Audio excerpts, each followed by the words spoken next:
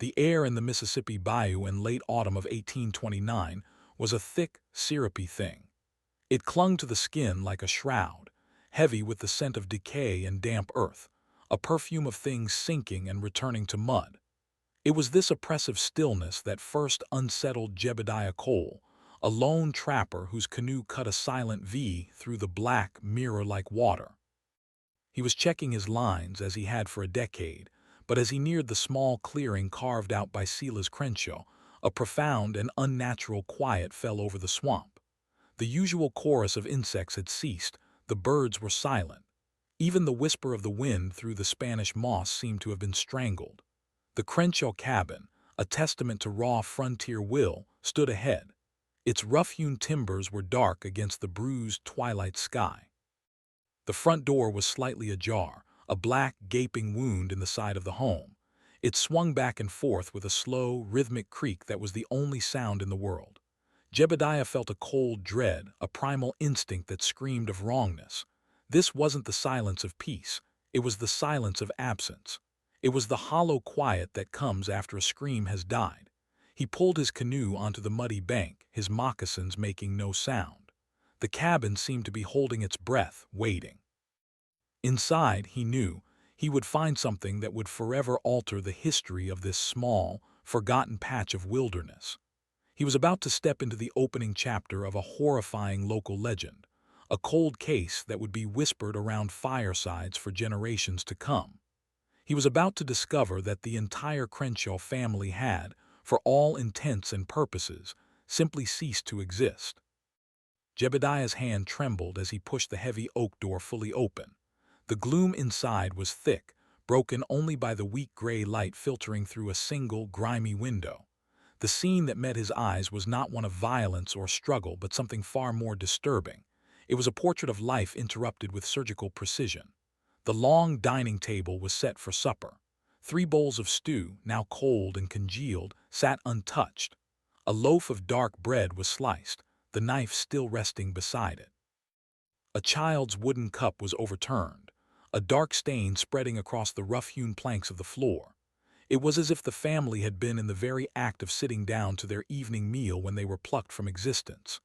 In the corner, a rocking chair belonging to Silas's wife, Ilara, was still gently swaying, as if its occupant had only just risen. A ball of yarn and knitting needles lay in a basket beside it, a half-finished sock still on the needles. The trapper's gaze swept the small, one-room cabin. The 2 small beds in the corner were neatly made. Silas's rifle was still mounted above the hearth, a powder horn and shot pouch hanging beside it. No man on this frontier, no matter the circumstance, would venture into the swamp without his rifle. It was a chilling testament to the suddenness of their departure. There were no signs of a fight, no overturned furniture, no blood. There was only this frozen tableau of domesticity, a scene so mundane it became macabre. It was a ghost ship run aground in the middle of the swamp, its crew inexplicably vanished. Jebediah backed away slowly, the silence of the cabin pressing in on him, suffocating him. He felt an overwhelming urge to flee, to put as much distance as possible between himself and this place of profound wrongness. The Crenshaws were gone. And the how, the why, was a terrifying void, a question that the swamp itself seemed to refuse to answer. To understand the vanishing, one must first understand the Crenshaws and the land they dared to tame. They were not native to the oppressive humidity of the Mississippi frontier. Silas Crenshaw had arrived just 2 years prior, in 1827, a man forged from the hard granite of New England. He was stern, driven by a puritanical work ethic and a burning ambition to carve a legacy from the wilderness. With him were his wife, Ilara, a woman whose gentle nature seemed ill-suited for the harsh realities of their new life, and their 2 children, 14-year-old Thomas, a quiet boy who mirrored his father's diligence, and 7-year-old Lily, a wisp of a girl with wide, curious eyes. They had purchased a tract of land that even seasoned locals considered undesirable. It was deep in the bayou, accessible only by a winding, treacherous waterway. The land was cheap for a reason. It was a place of sucking mud, malarial fevers, and a thick, tangled growth that seemed to resent the very presence of man. The local Choctaw, who had lived in these lands for centuries before being pushed to the margins, avoided this particular stretch of swamp. They called it Akhissa, the place of sorrows, and spoke of soil that soured the soul and water that held memories best left undisturbed. Silas, a man of rigid faith and no patience for what he called heathen superstition, dismissed these warnings. He saw only rich, black soil and abundant timber. He believed that with God and grit, any land could be bent to a man's will. He was a man imposing order on chaos, but he failed to comprehend that the chaos of the bayou was an ancient living thing. It had its own rules, its own rhythms, and it did not take kindly to being tamed. The Crenshaw family, in their hopeful isolation, was a fragile flame cupped against a hurricane, utterly unaware of the darkness that had already begun to notice them. The first year was one of relentless, backbreaking labor. Silas and Thomas worked from sunup to sundown, felling ancient cypress trees whose roots seemed to grip the very bedrock of the earth. The constant dampness seeped into everything, causing leather to mold and iron to rust. Alara fought her own war against the wilderness inside the cabin, battling insects, snakes, and a pervasive sense of isolation that gnawed at her spirit. She wrote in a small, leather-bound journal, her elegant script a stark contrast to their crude surroundings. Her early entries spoke of hope and her husband's unyielding determination. But as the months wore on, a thread of anxiety began to weave itself through her words. She wrote of the swamp's oppressive presence, describing it as a living, breathing entity that watches us from behind a veil of moss.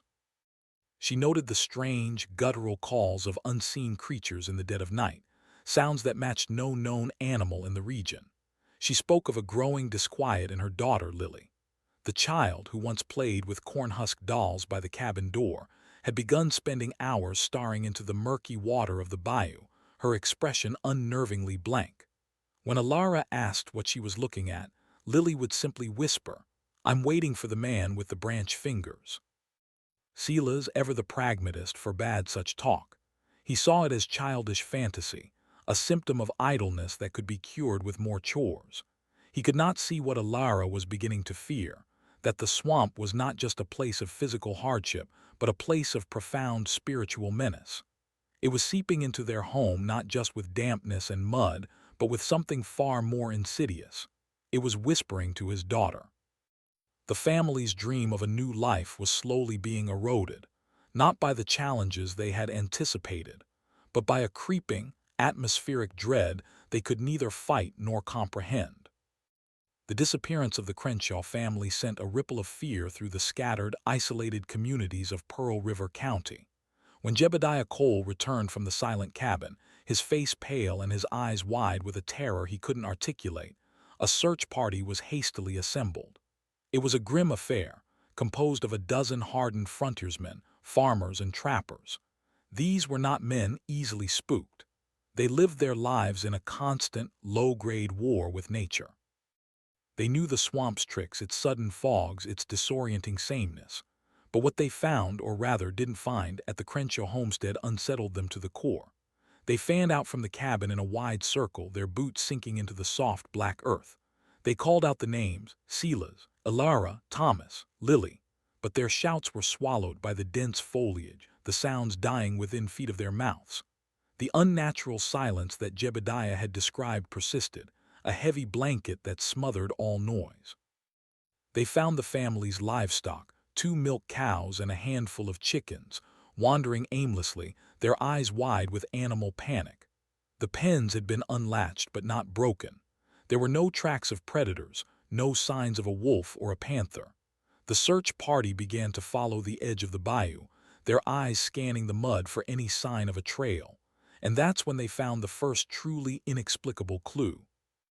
Leading away from the back of the cabin, heading directly into the deepest, most impassable part of the swamp, were 4 sets of footprints. They were barefoot, the prints of a large man, a woman, a boy, and a small child. They walked side by side, their strides even and unhurried. There was no sign of a chase, no scuff marks indicating a struggle. They had simply walked, as if in a trance, away from their home and into the black water. The men looked at each other, their faces grim. No family would willingly walk barefoot into this part of the swamp, a place teeming with cottonmouths and alligators, its bottom a treacherous soup of sucking mud and submerged roots. It was a suicide march, and the trail simply ended at the water's edge, as if the swamp had risen up and swallowed them whole. As the search party ventured deeper, the swamp seemed to grow more hostile. The air grew thick and stagnant, and the sunlight, already weak, was choked off entirely by the canopy of cypress and tupelo trees. They were moving through a perpetual, watery twilight.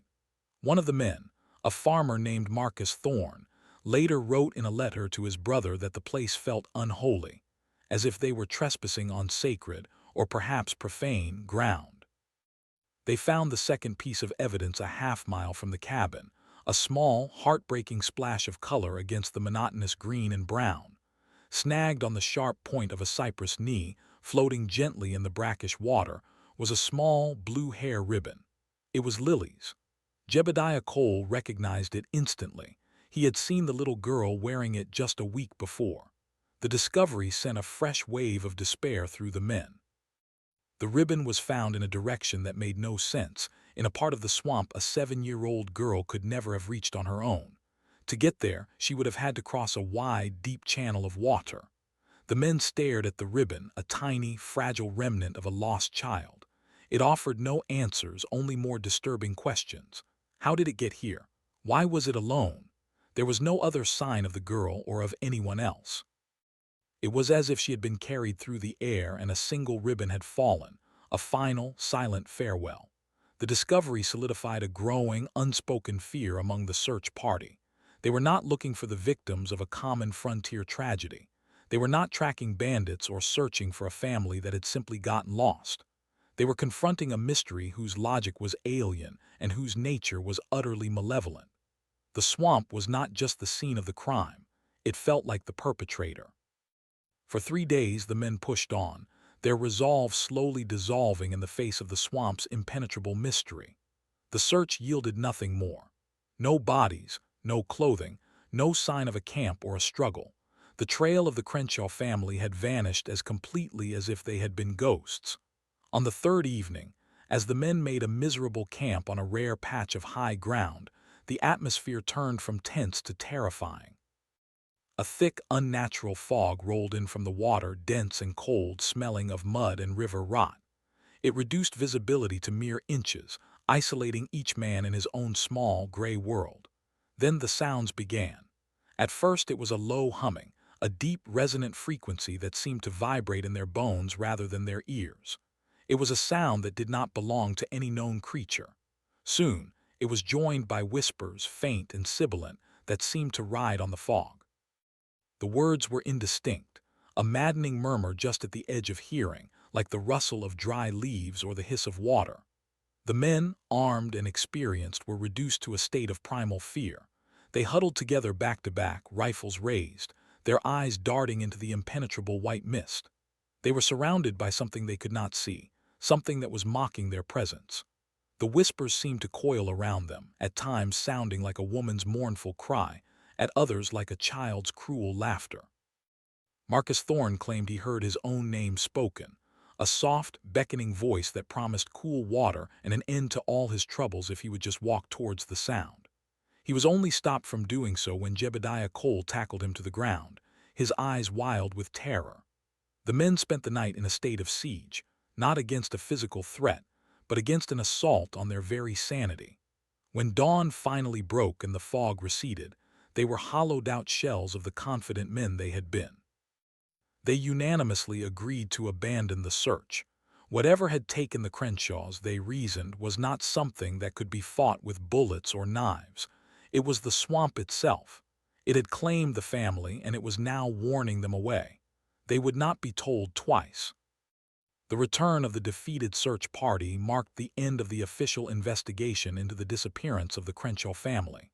The county sheriff, a man more concerned with land disputes and drunken brawls than with mysteries that defied rational explanation, declared the case closed.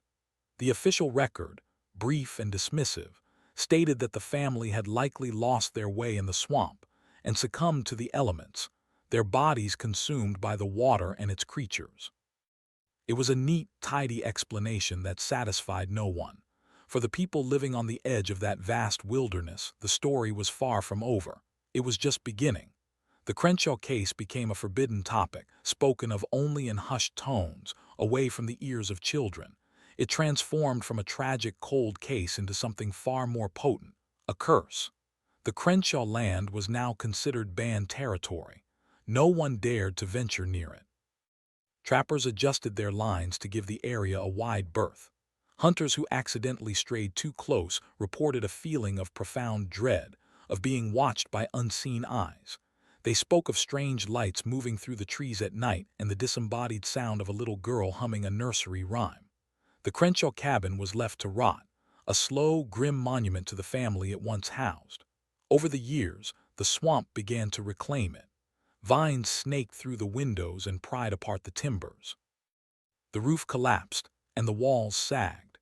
The carefully cleared land was overrun with thorny brambles and invasive kudzu, until the homestead was little more than a green mound in the forest, its history being slowly digested by the wilderness. The story became a cautionary tale, a brutal reminder of the dark power that lay hidden in the heart of the New World. It was a warning that some places were not meant for man, and that the price for trespassing was absolute. The horrifying truth of what happened in 1829 was left to fester in the realm of folklore, growing more macabre with each retelling. As the years bled into decades, the tale of the Crenshaw vanishing became a foundational piece of local mythology. The facts, already sparse and strange, were embellished by fear and imagination. The family was no longer seen as simple victims, but as participants in their own horrifying demise. One of the most persistent and disturbing rumors centered on Silas Crenshaw himself. In the official narrative, he was a God-fearing pioneer. But a darker story began to circulate, a tale pieced together from half-remembered conversations and sidelong glances. It was said that Silas's ambition was not merely for land, but for a kind of power that the frontier promised, a power older and more terrible than that of governors or priests. Whispers suggested that Silas had not been a devout Christian, but a practitioner of folk magic, a tradition he had brought with him from the old, dark woods of New England. These weren't tales of simple charms or healing poultices, but of something far more sinister. It was said he was searching for a way to bind the spirit of the land to his will, to command the very soil and water to yield their riches to him. He had chosen the Akissa, the place of sorrows, not in ignorance, but with deliberate intent. He believed the swamp's dark reputation was a sign of its immense power, a power he sought to harness for himself. In this version of the story, Ilara's growing fear was not just of the swamp's isolation, but of her own husband. She saw him changing, his eyes holding a new, unsettling light. He would spend hours staring into the black water, muttering strange words in a language she did not recognize. The macabre tale suggested that the strange sounds she heard at night were not from unknown creatures, but were summoned by Silas himself. The Crenshaw homestead was no longer a symbol of frontier hope, but the site of a forbidden ritual gone horribly wrong. This darker narrative offers a horrifying reinterpretation of the family's final moments. The barefoot march into the swamp was not an abduction, but a procession. Silas, in his arrogance, was not fleeing a threat. He was leading his family to what he believed would be the culmination of his work. The legend states that he had found a place of power deep within the bayou, a nexus where the veil between worlds was thin. He intended to make an offering, to complete a pact with the ancient, nameless entity that dwelled within the swamp. He convinced his family that they were on the verge of securing a prosperous future, a life free from hardship. Young Thomas, ever obedient, followed his father without question. Lily, already touched by the swamp's influence, perhaps saw the man with the branch fingers and went to him willingly. Only Ilara, it is said, went with a heart full of terror. She knew this was a transgression against God and nature, a point of no return. The stew on the table was not an interrupted meal, but a final, ceremonial one. The unlatched livestock pens were not an oversight, but a deliberate release, a minor offering to appease the lesser spirits of the woods. The family walking in calm, even strides now takes on a chilling new meaning. They were in a trance, guided by Silas's iron will and the hypnotic pull of the swamp's dark heart. In this telling, Lily's lost ribbon is not just a clue, but a symbol. It was a final piece of her innocence, shed as she was led deeper into a world of primordial darkness from which there could be no escape. The Crenshaw family did not vanish. They were consumed.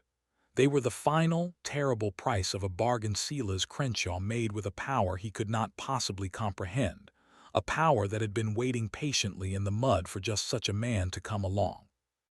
This version of the Crenshaw story, steeped in folk horror, remained just that for nearly a century, a ghost story told to frighten children and unnerved travelers.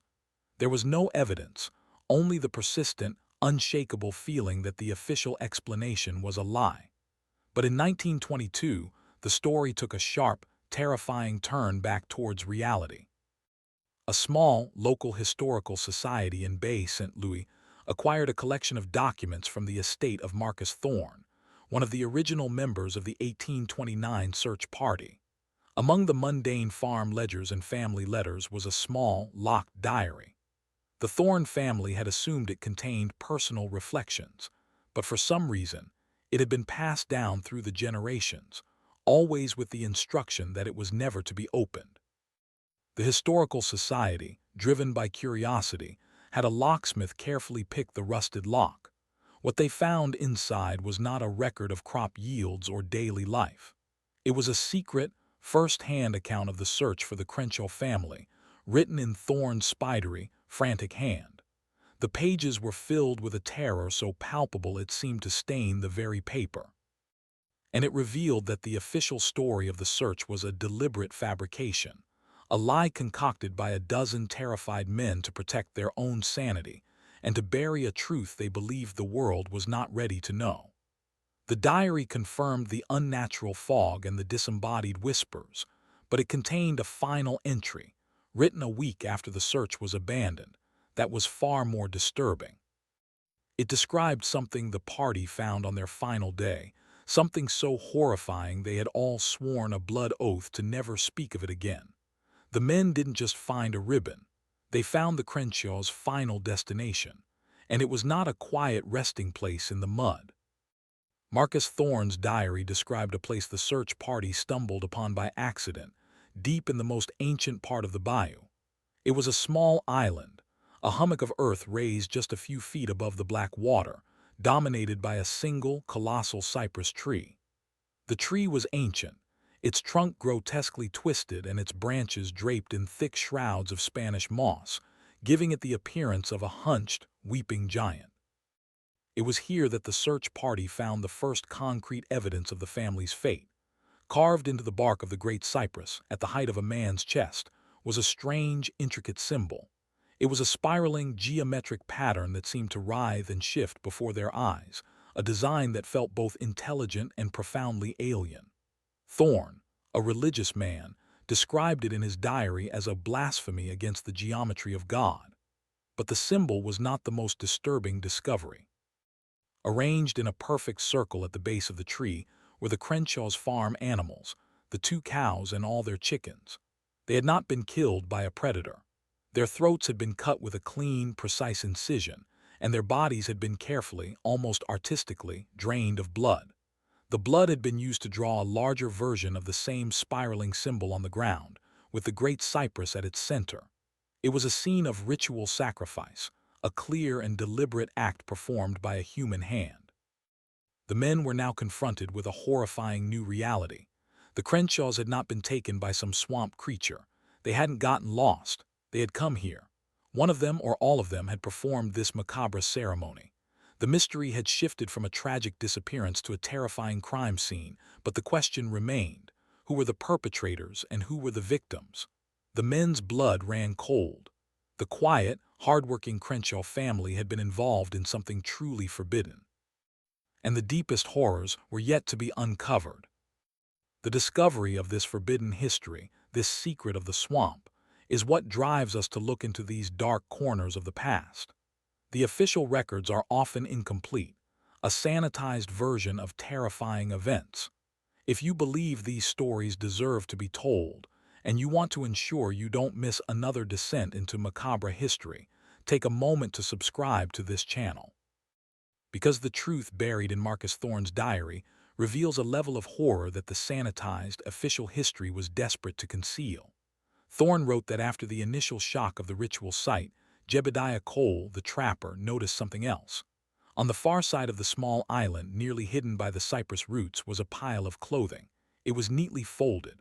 A man's rough-spun trousers and shirt, a woman's simple calico dress, a boy's overalls, and a small linen frock belonging to a young girl. It was all the clothing of the Crenshaw family. They had been here. They had performed this bloody ritual, and then they had stripped themselves bare. The implications were staggering. It suggested a final, willing act of surrender. The search party, now gripped by a fear that bordered on hysteria, began to look for the bodies. They assumed they would find them nearby, perhaps in the water, victims of some final, violent act. They probed the murky shallows with long poles, their hearts pounding with every submerged log they struck, but they found nothing. It was then that they noticed the final set of tracks, 4 sets of barefoot prints just like the ones behind the cabin. They led from the pile of clothing, past the base of the ancient cypress tree, and directly to the edge of the island, where the ground gave way to a particularly dark, deep pool of water. It was a place the local Choctaw had a name for, the Sunken Maw. It was said to be a bottomless spring, a direct conduit to the world below. The tracks went to the edge of this pool, and they did not return. The Sunken Maw. Even the name was enough to chill the souls of the hardened frontiersmen. It was a perfect circle of water, perhaps 30 feet across, whose surface was unnaturally still and black, reflecting the weeping cypress like a pane of obsidian. Unlike the surrounding bayou, no plant life grew in it or around its edges. The water was rumored to be colder than ice, even in the sweltering Mississippi summer. Thorne's diary describes how one of the men tossed a stone into its center. It made no splash. It simply vanished into the blackness with a soft, gulping sound, as if the water were a thick, viscous oil. The men stared at the footprints, which ended abruptly at the pool's edge. The conclusion was inescapable, yet impossible to accept. The Crenshaw family, Silas, Elara, Thomas, and little Lily, had performed a blood sacrifice, removed their clothing, and then, one by one, had calmly walked into the bottomless heart of the swamp. There was no sign of them being pushed, no evidence of coercion. They had simply given themselves to the water, a final, horrifying offering. The search party stood in stunned silence, the magnitude of what they had discovered pressing down on them. They were not just witnesses to a tragedy.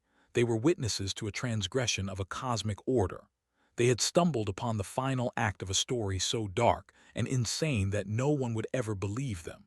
They knew, in that moment, that the law had no power here. There was no crime to report that would make any sense. How could they explain to a sheriff that a family had willingly sacrificed themselves to a cursed pool of water in the middle of a swamp? They would be dismissed as madmen, drunkards, or worse. They made a pact right then and there, standing at the edge of the Sunken Maw. They would tell no one of what they had found. They would erase this place from their minds. They would speak only of a failed search, of a family lost to the elements. They would bury the truth, hoping that by doing so, they could leave the horror behind them, locked away in that dark place. The secret oath taken by the search party created 2 distinct histories of the Crenshaw case.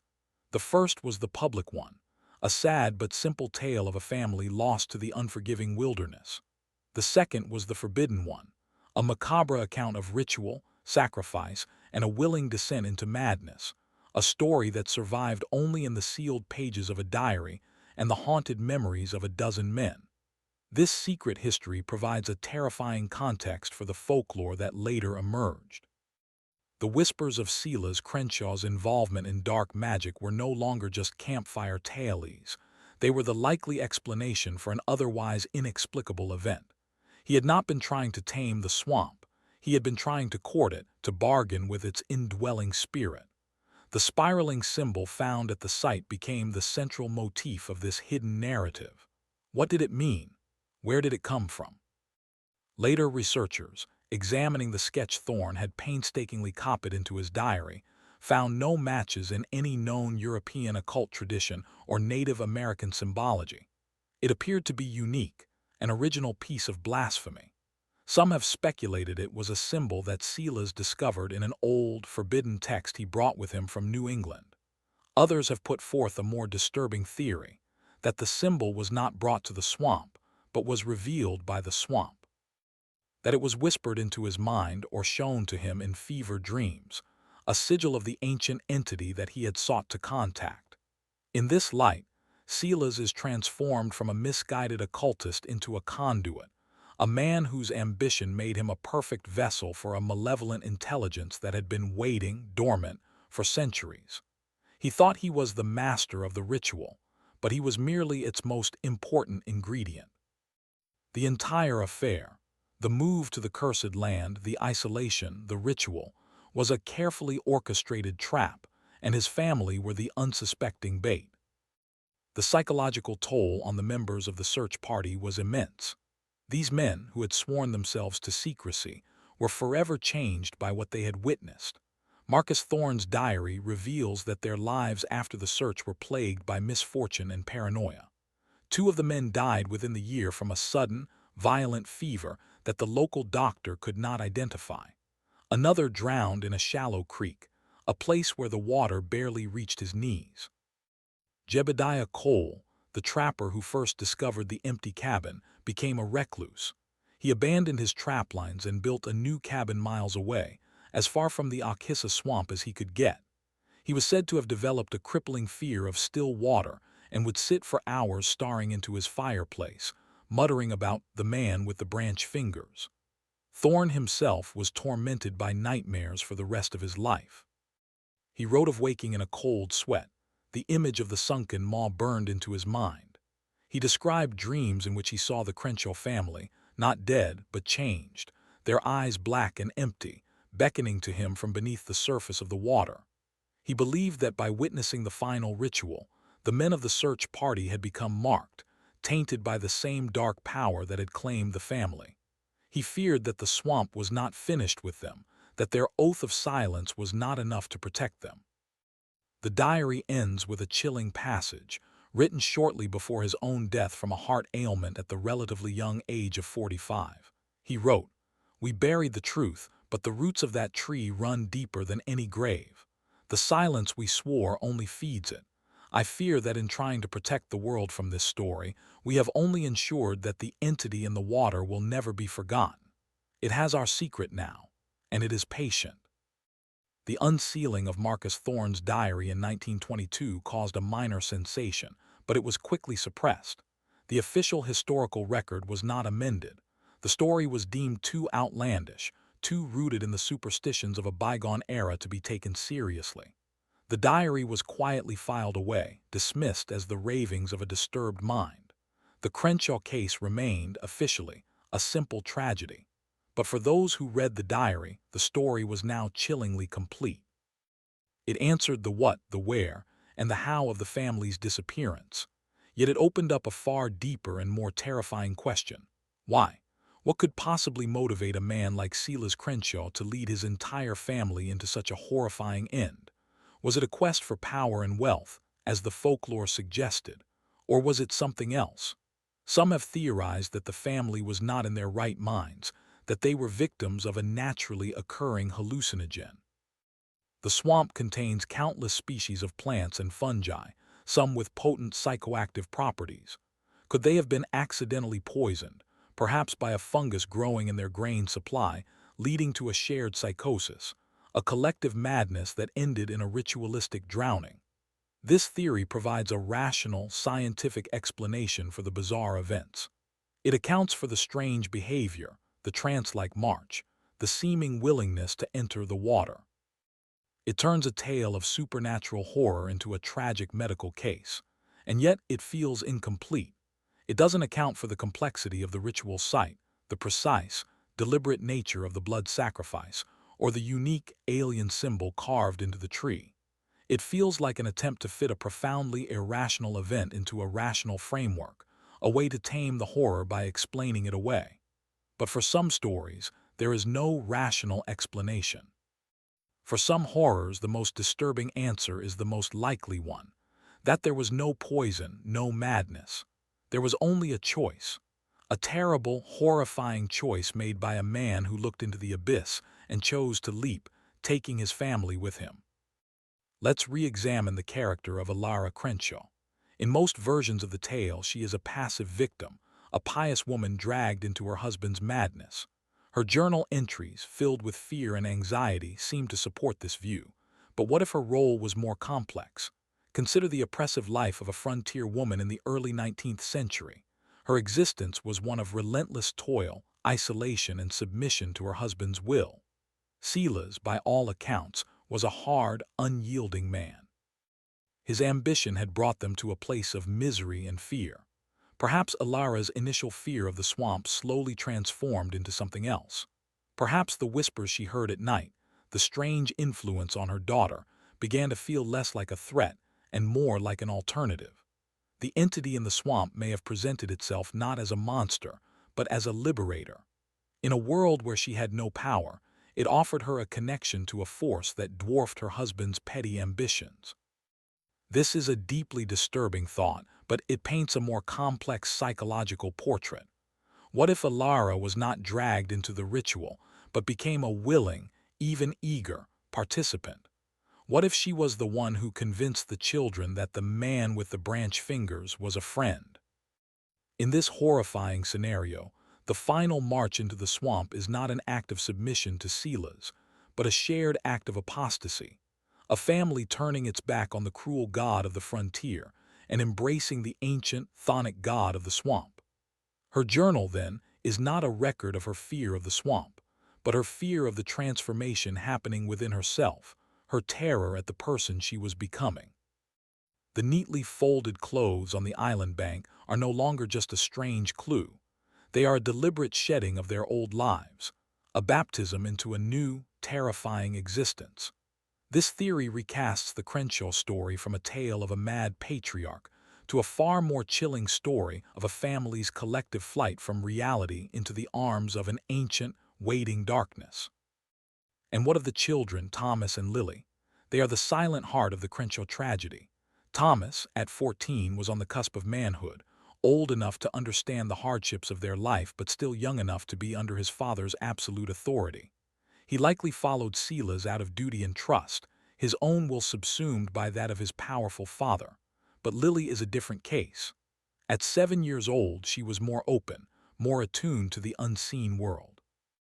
Children often perceive things that adults, with their rigid understanding of reality, cannot.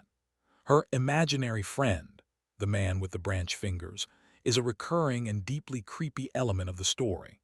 Was this a simple childhood fantasy, a way of coping with the loneliness of her isolated life? Or was Lily the first point of contact, the conduit through which the swamp's intelligence made itself known to the family? The entity may have found Silas's ambitious mind a useful tool, but it may have found Lily's innocent, open mind a welcoming doorway. It would have been easy for such an entity to appear to her not as a thing of horror, but as a figure of wonder, a strange, gentle giant made of wood and moss.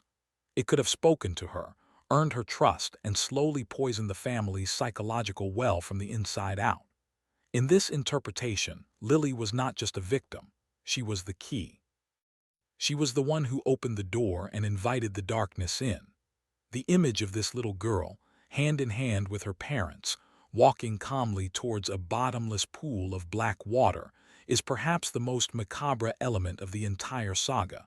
It represents the ultimate corruption, the perversion of childhood innocence into an instrument of unimaginable horror. The blue ribbon, snagged on the cypress knee, becomes a symbol of that lost innocence, a final, fragile remnant of the little girl she was before the swamp claimed her soul. The symbol found at the heart of the ritual site remains the most tangible and enigmatic piece of the Crenshaw puzzle. Marcus Thorne's sketch of the spiraling, geometric pattern has been analyzed by occultists, historians, and artists for decades since the diary was discovered, and no one has found a definitive origin. Its power lies in its alien nature. It feels ancient, but it doesn't belong to any human culture. This has led to some of the most fringe and yet strangely compelling theories about the Crenshaw vanishing. Some have suggested the symbol is not a key to spiritual power, but a diagram of sorts, a map or a schematic. A schematic for what? A gateway. This theory posits that the entity in the swamp is not a god or a demon in the traditional sense, but something far stranger. Perhaps it is an extra-dimensional being, or a form of consciousness native to the planet that predates all life as we know it. In this version, the sunken maw is not just a deep spring. It is a stable, naturally occurring portal, a weak spot in the fabric of reality. Silas Crenshaw, through his occult research, did not learn how to summon a demon, but how to operate this portal. The blood sacrifice and the carefully drawn symbols were not an offering, but a form of archaic technology, a way to provide the energy needed to open the gate. The family did not die in the water. They stepped through it, into another place. Where they went, and what they became, is a question that pushes the story from the realm of macabre history into pure cosmic horror. Did they achieve a form of terrible immortality? Or were they simply unmade, their atoms scattered across a reality that human minds cannot comprehend? The neatly folded clothes might be the most chilling clue of all. You can't take worldly possessions with you when you leave the world itself. Let us consider the swamp itself, not as a passive setting, but as the primary antagonist of the story. The Choctaw called it the Okhissa, the place of sorrows, long before the Crenshaws arrived. What other tragedies had this land witnessed? What other secrets were buried in its black mud? The story of the Crenshaws might not be an isolated incident, but simply the best documented chapter in the swamp's long and bloody history. The entity, the consciousness in the water, might have been claiming victims for millennia. Perhaps it lures a certain type of person, ambitious, desperate, isolated, and offers them a sliver of what they desire, just enough to draw them in. For Silas, it was power. For another, it might be love or knowledge or an escape from pain. The swamp learns, adapts, and tailors its temptations to its chosen prey. This casts the entire history of the region in a sinister new light. How many other settlers, trappers, and explorers who were recorded as lost to the elements were actually harvested by the swamp? The Crenshaw case is horrifying not just for what happened to one family, but for what it implies about the land itself. It suggests that the American frontier was not just a battle between settlers and nature, but that in some dark corners of the continent, nature was fighting back with a malevolent intelligence of its own. The wilderness was not an empty space to be conquered. In some places, it was a predator's hunting ground. This forbidden history suggests that for all of humanity's ambition and technology, we are still just fragile creatures on the skin of a world that contains powers far older and more patient than we can ever imagine. The Crenshaws weren't just a family who vanished. They were a reminder of a terrifyingly unequal struggle. The story's endurance for nearly 2 centuries speaks to its power. It has become a fixture of Mississippi folklore, a dark jewel in the crown of Southern Gothic horror. But what happens when people try to find the truth today? In the modern era, the site of the Crenshaw homestead and the alleged location of the sunken maw have become a destination for ghost hunters, paranormal investigators, and morbidly curious thrill seekers.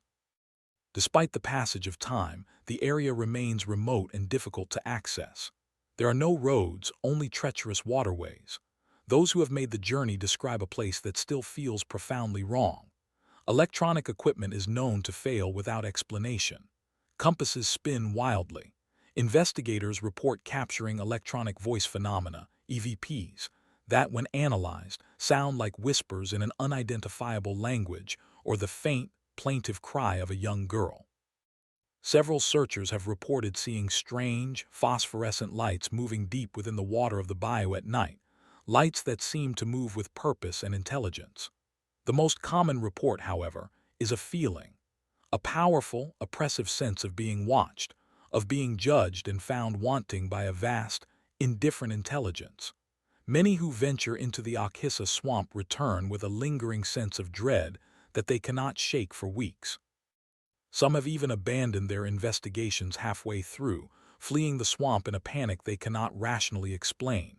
It seems that even after all this time, the swamp does not welcome visitors. The entity that claimed the Crenshaws may be dormant, but it is not gone. The place remains banned, not by any law, but by a palpable sense of menace that has not diminished with time. The Crenshaw curse, it seems, is still very much alive. The story's place in the digital age is a testament to its disturbing power. It's a tale that seems to grow more potent the further we get from the world of 1829. These cold cases from the frontiers of history remind us of a time when the world was not fully mapped, when darkness held a tangible power. If you feel drawn to the shadows of these forgotten narratives, help us to keep them from fading away completely. A simple click on the subscribe button ensures that these macabre histories continue to be unearthed and shared. The Crenshaw vanishing has become a staple of online forums dedicated to unsolved mysteries and paranormal phenomena. Here, the theories multiply and evolve. Was Silas Crenshaw part of a larger cult? Were there other, similar disappearances in the region that have been forgotten by history? Some users have attempted to digitally enhance the sketch of the symbol from Thorne's diary, claiming to find hidden patterns and mathematical relationships within its spirals. Others have cross-referenced historical land records, trying to create a map of cursed locations across the United States, places where patterns of unexplained disappearances and paranormal activity overlap. The Crenshaw case has become a kind of open-source mystery, with thousands of amateur detectives poring over the scant evidence, each hoping to be the one to finally crack the code. But the story resists easy answers. For every plausible theory, there are a dozen loose ends. For every rational explanation, there is a core of irreducible strangeness that defies logic. That is the secret to its longevity. It is a perfect, self-contained mystery, a black box of horror. We can analyze it, theorize about it, but we can never truly open it. The truth of what happened to the Crenshaw family remains locked away, guarded by the swamp and by the passage of time itself. Let's consider the most grounded and perhaps most tragic theory of all, that there was no supernatural entity, no occult ritual, no portal to another dimension. There was only a man, a crime, and a cover-up. What if Silas Crenshaw was not an occultist, but simply a tyrant? A man whose ambition and piety concealed a core of profound cruelty. Life on the frontier was brutal, and the isolation could push a fragile mind past its breaking point. Perhaps Alara, driven to despair by her husband's harshness and the unforgiving environment, decided to take the children and flee. Silas, a man for whom control was everything, could not tolerate this defiance. In a fit of rage, he could have hunted them down and committed an act of unspeakable violence, murdering his own family in the depths of the swamp. Realizing what he had done, he then would have needed to conceal his crime. The arranged scene at the cabin, the barefoot tracks leading to the water, all of it could have been a deliberate act of misdirection, a carefully staged scene designed to suggest a mysterious disappearance rather than a brutal domestic murder. He could have sunk the bodies in the bayou, and then, under the cover of darkness, simply walked away, starting a new life under a new name in a different territory. In this version, there is no monster in the water. The monster was Silas Crenshaw himself. This theory is compelling because it is so plausible. It is a story that has played out countless times throughout human history. And yet, it too has holes. It doesn't explain the ritual site discovered by the search party. Unless, of course, the ritual site was also part of the staging, an elaborate and insane piece of theater designed to throw off anyone who might stumble upon it. It would make Silas Crenshaw not just a murderer, but a criminal mastermind of terrifying cunning and forethought. This human monster theory, while rational, collides violently with the evidence from Marcus Thorne's diary. How could Silas Crenshaw, a single man, have transported the bodies of the farm animals to that remote island and staged such a complex and bloody ritual site all by himself in a short amount of time? It seems physically impossible. Furthermore, why would he? If the goal was simply to create a mystery, the barefoot tracks leading to the water were more than sufficient. The creation of the ritual site seems like an act of madness, an unnecessary flourish that served only to deepen the mystery rather than to conceal a simple crime. This brings us back to the sworn testimony of the search party. These were a dozen men. Were they all lying? Did they conspire to invent the story of the ritual site, the symbol, and the sunken maw? It seems incredibly unlikely. What motive would they have? For a group of disparate, rugged frontiersmen to collectively create and maintain such a bizarre and specific lie for the rest of their lives defies belief. It is far more likely that they were telling the truth, at least as they experienced it. They found something in that swamp that terrified them so profoundly that they chose to hide it from the world. This forces us to confront the uncomfortable heart of the Crenshaw case. We must either believe that a dozen men were masterful, lifelong liars for no apparent reason, or we must accept their testimony at face value. And their testimony is of an event that lies far outside the boundaries of our normal, rational world. The path of logic seems to lead, inexorably, to the supernatural. The evidence, as recorded, does not point to a human killer. It points to something else. Something that demanded a ritual. Something that demanded a sacrifice. So we are left with the core elements of the forbidden history. A family led into the swamp by a patriarch dabbling in dark forces, a ritual blood sacrifice, and a final, willing march into a bottomless pool of water. If we accept this narrative, as outlined in Thorne's diary, as the most likely version of events, the story becomes one of profound cosmic horror. It suggests that there are entities in this world that we can bargain with, but that the price of those bargains is always, ultimately, ourselves. Silas Crenshaw wanted power over the land, and in the end, the land took power over him and everything he held dear. He is a classic figure from a cautionary tale, a man whose hubris led to his own damnation. But the story is more horrifying than a simple fable. The entity in the swamp was not a devil who offered a contract with clear terms. It was something more primal, more alien. The very nature of the ritual, the strange symbol, the stripping of clothes, the silent procession, suggests a complete dissolution of the self, an absorption into a vast and unfeeling consciousness. The Crenshaws were not dragged to hell. They were unmade. They were erased from the book of life, their energy simply recycled by the ancient, hungry intelligence of the Akissa. This is a far more terrifying concept than damnation.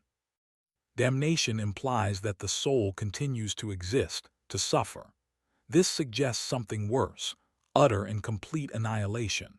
A termination of existence so absolute that the only things left behind are a few ripples in the water and a story that people are afraid to tell in the dark. One final, disturbing detail from Marcus Thorne's diary has often been overlooked. In his description of the final set of footprints leading to the sunken maw, he notes something odd. The strides of the man, the woman, and the boy were all normal, but the footprints of the little girl, Lily, were different. They were spaced much farther apart than a child of her size could naturally make. Thorne writes, "It was as if she were not walking but being carried or perhaps dancing. Her feet barely seemed to touch the ground." This small, chilling observation adds another layer of macabre mystery to the final scene. Was she in a state of ecstatic trance? Was she so eager to meet the man with the branch fingers that she skipped and danced her way to her own oblivion? Or is the explanation even more sinister? Perhaps by this point, Lily was no longer fully human. Perhaps the entity she had been communing with had already begun to possess her, to use her small body as its avatar in the physical world. The being leading the family to the water's edge may have looked like a 7-year-old girl, but it was something else entirely, something ancient and terrible, wearing her flesh like a mask. In this scenario, Silas was not the master of the ceremony. He was its first victim, his will long since broken by the power that had entered his home through his own daughter. He was a puppet, his family were puppets, and the entity was the puppeteer, gleefully dancing their bodies into the abyss. This would make the Crenshaw vanishing not a story of a bargain gone wrong, but a story of a flawless, terrifyingly successful demonic possession. The entity didn't just want their lives, it wanted to inhabit them first, to experience their terror and their surrender from the inside. The Crenshaw vanishing serves as a dark mirror to the optimistic narrative of American expansion. The official history of the 19th century is one of manifest destiny, of civilization triumphing over a savage wilderness. It is a story of progress, order, and the inevitable victory of man over nature. The Crenshaw case is a brutal refutation of that narrative. It suggests that the wilderness was not a passive resource to be exploited, but an active, and in some cases, hostile force. It hints that for every town successfully carved out of the forest, there were other, darker stories that were deliberately forgotten, stories of settlements that failed not because of hardship, but because they were built on forbidden ground. The Okhissa Swamp is a microcosm of this hidden, darker America.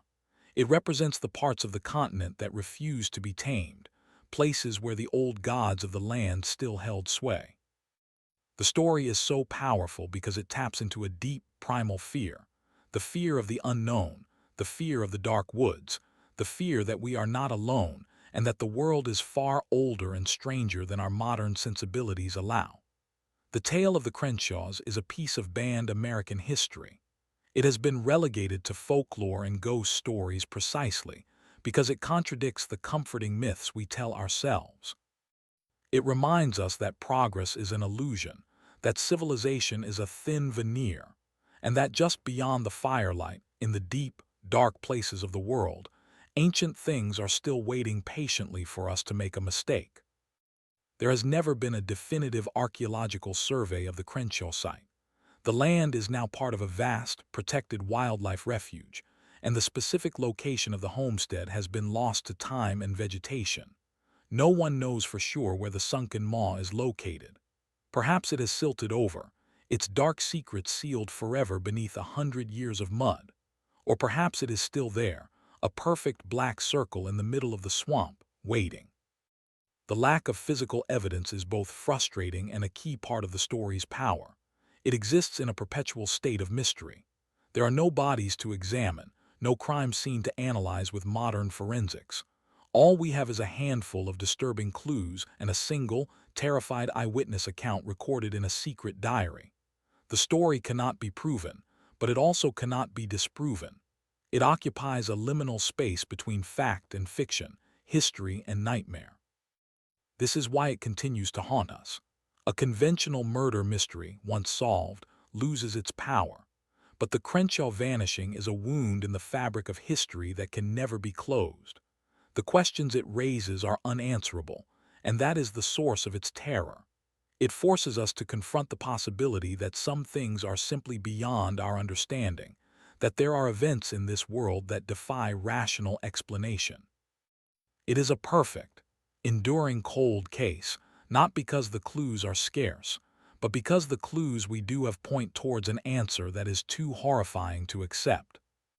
The legacy of the Crenshaw family is not one of property or descendants, but of a single, powerful story. A story that has served as a warning for nearly 2 centuries.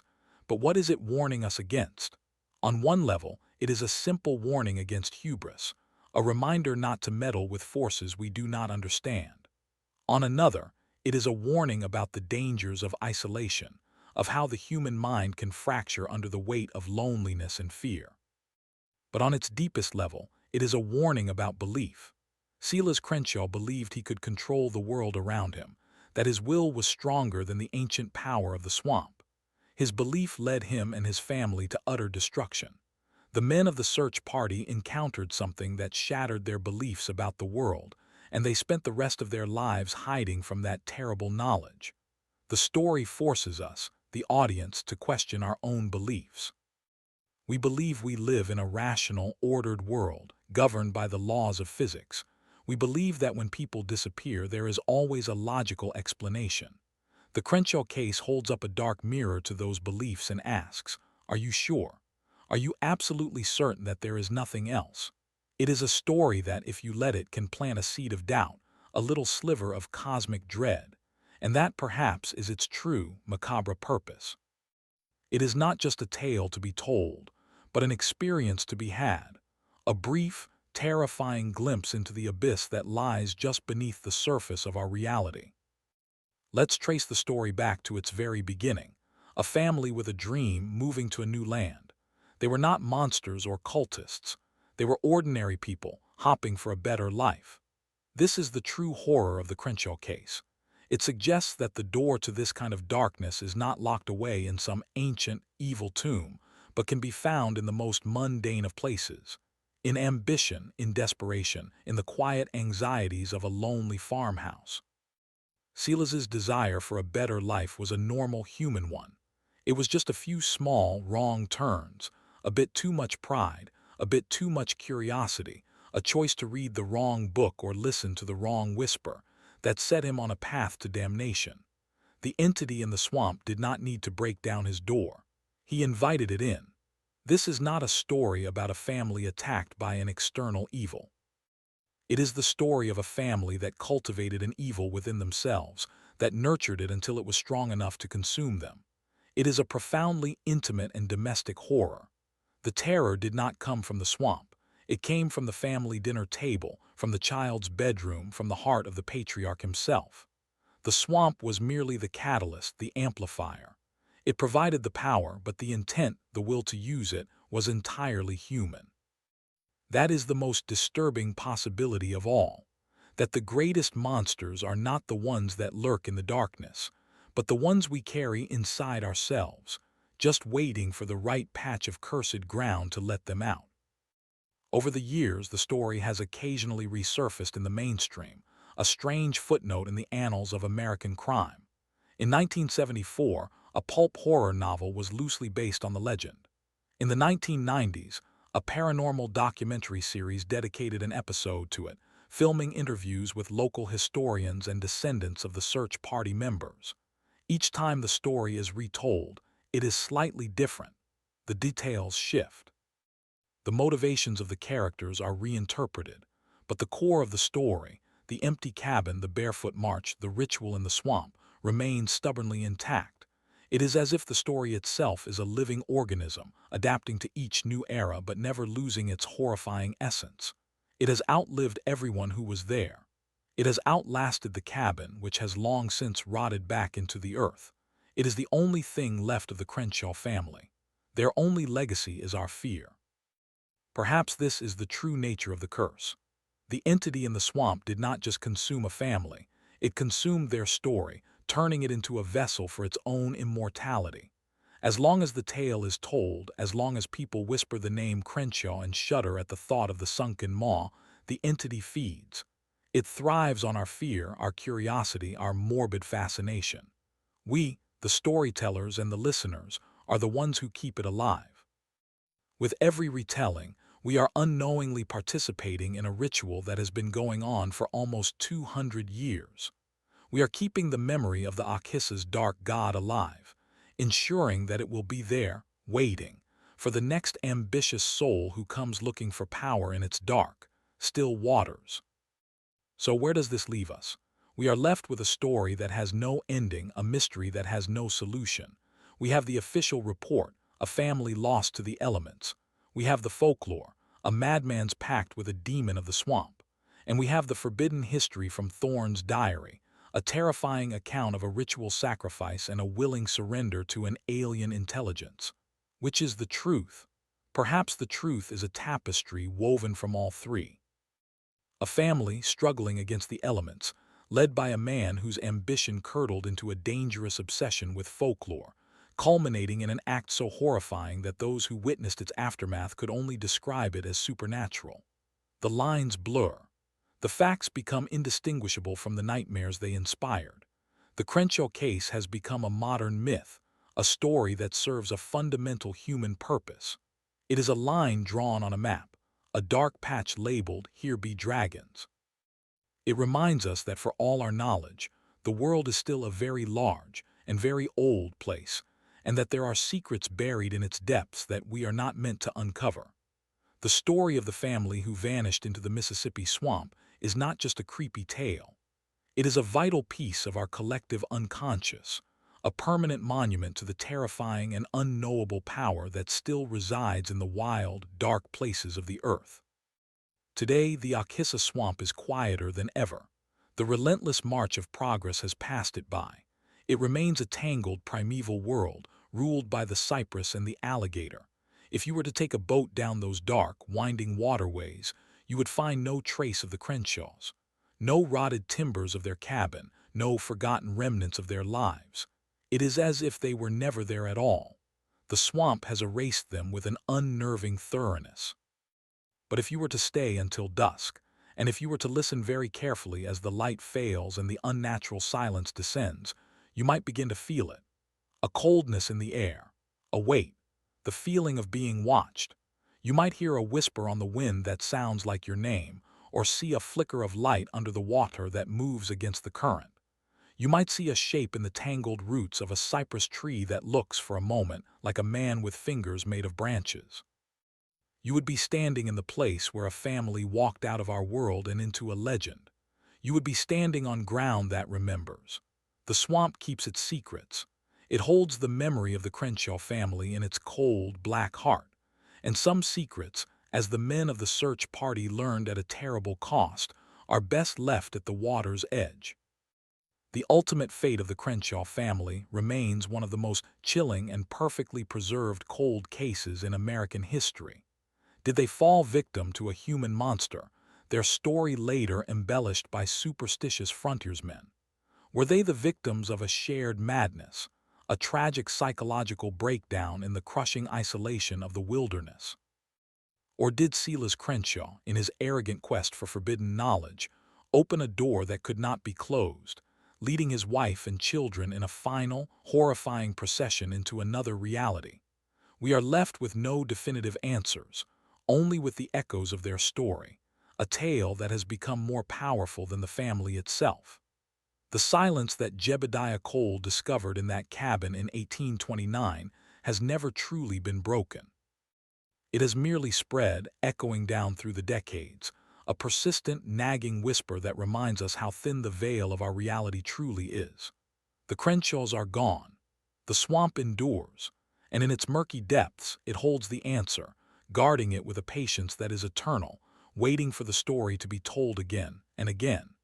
It knows that as long as we keep asking the question of what happened to the Crenshaws, their horrifying sacrifice will never truly be over.